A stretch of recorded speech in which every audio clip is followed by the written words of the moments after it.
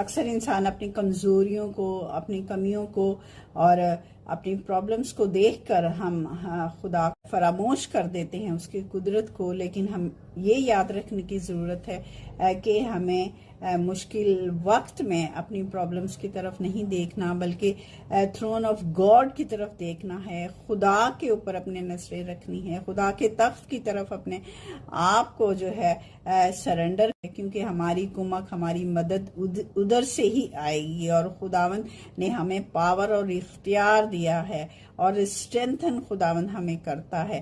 اور یہ ایمان رکھنے کی ضرورت ہے کہ ہم حالات کے شکار نہیں، بلکہ ہم نجات کے گواہ ہیں.